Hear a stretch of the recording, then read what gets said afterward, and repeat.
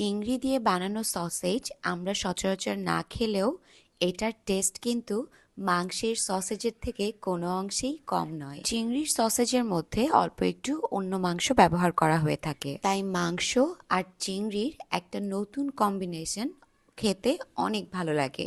এই রেসিপির জন্য আপনারা যদি একটু ফ্রেশ চিংড়ি ব্যবহার করতে পারেন তাহলে সবচেয়ে ভালো হয়। এবার চিংড়িটাকে ভালো করে পরিষ্কার করে নিতে হবে, ভিতরের রগগুলো বের করে নিতে হবে, না হয় ব্লেন্ড করে রান্না করার পর একটা বাজে স্মেল আসতে পারে। তাই চিংড়ি পরিষ্কারের ক্ষেত্রে খুব সতর্ক থাকতে হবে। এবার একটা লেবু অর্ধেক করে কেটে নিয়ে অর্ধেক লেবু চিংড়িতে দিয়ে দিতে হবে। এটাও কিন্তু স্মেল দূর করতে সহায়তা করবে। শুধু চিংড়ি মাছ নয়, আপনারা কিন্তু যে কোনো মাছ ম্যারিনেট করার ক্ষেত্রে লেবু ব্যবহার করতে পারেন, এতে করে মাছের আষ্টে গন্ধ থাকবে না। তো এবার মাংস পাতলা করে কেটে নিতে হবে। আপনারা চাইলে যে কোনো মাংস এখানে ব্যবহার করতে পারেন। এখানে বিফ ব্যবহার করা হচ্ছে, আপনারা চাইলে চিকেনও ব্যবহার করতে পারেন। চিংড়ি ও মাংসের সাথে কর্নফ্লাওয়ার, রান্নার তেল, লবণ ও লেবুর রস একসাথে ব্লেন্ড করে নিতে হবে। ব্লেন্ড করার জন্য এরকম হ্যান্ড মিক্সারও ব্যবহার করতে পারেন। দেখে নিশ্চয়ই বুঝতে পারছেন কিরকম স্মুথ একটা ব্লেন্ডিং হয়েছে। এবার এই পেস্টটা একটা প্লাস্টিকের ব্যাগে ভরে নিতে হবে। এই পর্যায়ে ফয়েল পেপার ব্যবহার করা হচ্ছে। ফয়েল পেপারের উপর চিংড়ি মাংসের পেস্টটা দিয়ে এভাবে চকলেটের মতো করে শেপ করে নিতে হবে। আপনারা চাইলে অবশ্য অন্য যে কোনো শেপ করে নিতে পারেন। এবার সসেজগুলো স্টিম করে নেওয়ার পালা।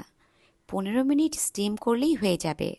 আপনাদের পছন্দ অনুযায়ী আপনারা আরেকটু বেশিও স্টিম করে নিতে পারেন। স্টিম করে নিয়ে একটা এয়ারটাইট বক্সে অথবা জিপলক প্লাস্টিক ব্যাগে রেখে দিতে পারেন। এটা ফ্রিজে রেখে 2-3 মাস অনায়াসেই খেতে পারবেন। অবশ্যই ডিপ ফ্রিজে সংরক্ষণ করতে হবে। আপনারা এভাবেই এটা উপভোগ করতে পারেন, তবে কেউ চাইলে অল্প তেলে এটাকে ভেজে নিয়ে যে কোনো কিছুর সাথে খেতে পারেন। পরোটার সাথে রোল করে খাওয়া যাবে, এছাড়া পিৎজাতেও ব্যবহার করা যাবে।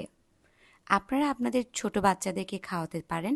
এটা খুবই হেলদি একটা রেসিপি। এটার ভেতরটা কিন্তু অনেক জুসি থাকে, তাই বড় থেকে ছোটরা সবাই এটা খেতে পছন্দ করবে। দেখেই কতটা লোভনীয় হয়েছে, তাই না? আশা করি আজকের ভিডিওটা আপনাদের ভালো লেগেছে। এভাবে অবশ্যই বাসায় ট্রাই করে দেখবেন আর কমেন্ট বক্সে জানাবেন যে রেসিপিটা আপনারা কিভাবে বানাতে পেরেছেন।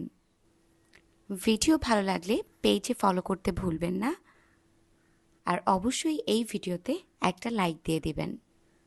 এরকম মজাদার ও সহজ রেসিপি সবসময় পেতে ডেইজ অফ তাসফিয়ার সাথেই থাকুন। আবারও একটা মজাদার রেসিপি নিয়ে হাজির হব। সবাই ভালো থাকবেন। আল্লাহ হাফেজ।